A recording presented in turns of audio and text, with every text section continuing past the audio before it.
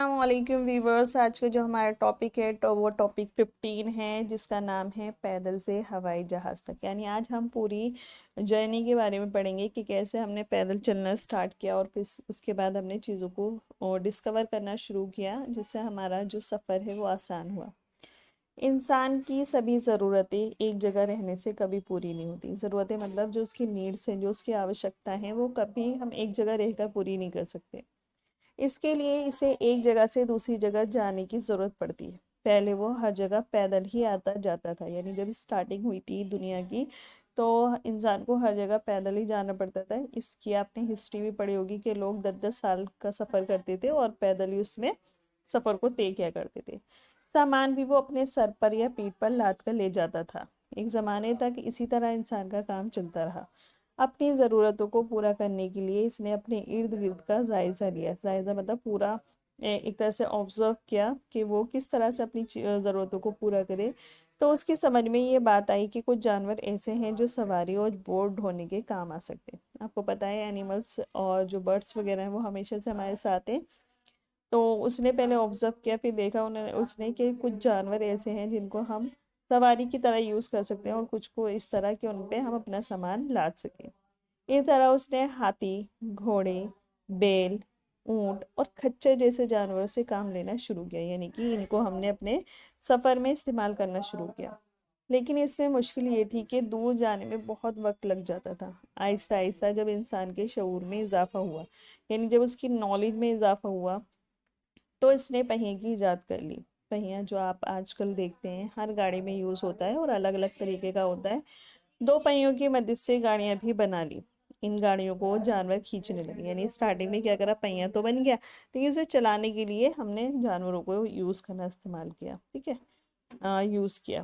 ان گاڑیوں کو جانور کھینچنے لگے تو انسان کی خوشی کا کوئی ٹھکانہ نہ رہا. اب بھاری سے بھاری سامان اور زیادہ سے زیادہ لوگ ان سواریوں کے ذریعے آسانی سے ایک جگہ سے دوسری جگہ آنے جانے لگے. یعنی پہلے وہ پیدل چلتا تھا، اب وہ سواری کا یوز کرتا ہے. جب انسان کو بھاپ کی طاقت کا اندازہ ہوا تو اس نے بھاپ سے چلنے والا انجن بنا لیا. یعنی اب وہی ہے نا، جب ہمیں کچھ مل جاتا ہے ہم اس کے آگے کا سوچتے ہیں. تو جب ہم پیدل سے گاڑی پہ آئے تو پھر انہوں نے سوچا اب ہمیں اور اسپیڈ چاہیے، تو اس نے بھاپ کا انجن بنا دیا اور جانوروں کو ریپلیس کرنا شروع کیا.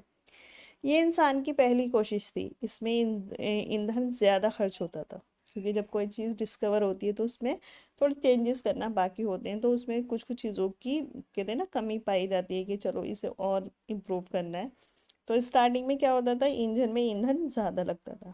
جیمس واٹ نام کے ایک آدمی نے اس انجن میں کئی تبدیلیاں کی. جب انجن بن گیا تو جیمس واٹ جو تھے انہوں نے اس میں کئی چینجز کیے اور یہ ثابت کر دیا کہ بھاپ کی قوت سے کم وقت میں بہت سا کام لیا جا سکتا ہے. قوت مطلب جو طاقت ہے، یعنی کہ اس انجن سے ہم اور بھی کام کر سکتے ہیں.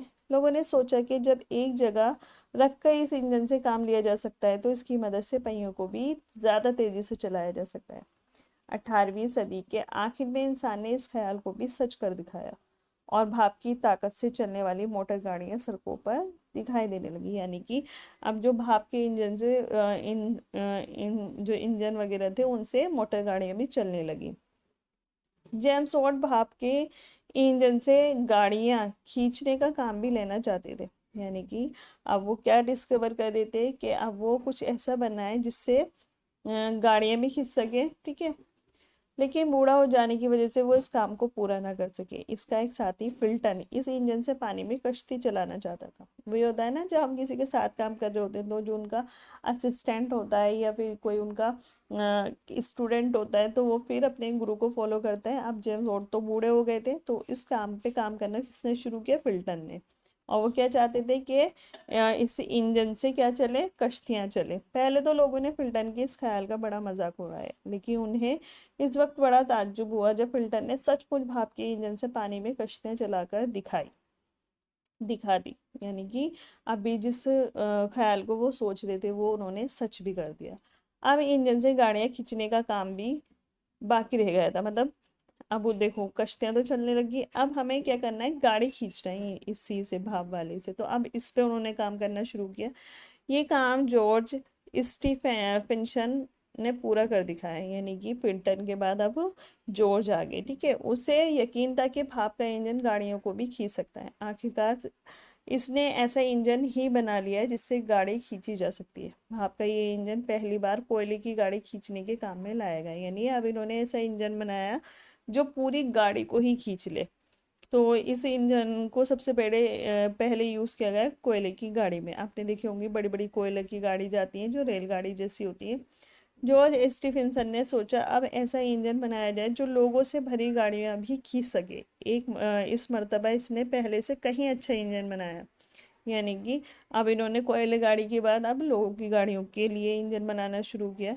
और अब ये इंजन जो बनाया, ये इंजन पहले से भी ज़्यादा अच्छा था। इंजन के पीछे लोगों से भरी गाड़ी लगा दी, फिर उस गाड़ी को चलाकर दिखाया। जानते हो, ये पहली रेलगाड़ी थी जो जॉर्ज स्टीफेंसन के उससे पॉसिबल हो पाया। ठीक है, इसके बाद इंसान को ख्याल आया कि परिंदों की तरह वो भी हवा में क्यों नहीं उड़ सकता। इस ख्याल के आते ही इसने परिंदों के बहुत से पर जमा किए और अपने बाजुओं से बांधकर ऊंचाई से कूदकर उड़ने की कोशिश की, लेकिन अपनी इस पहली कोशिश में वो नाकाम रहा और ज़मीन पर आ गिरा।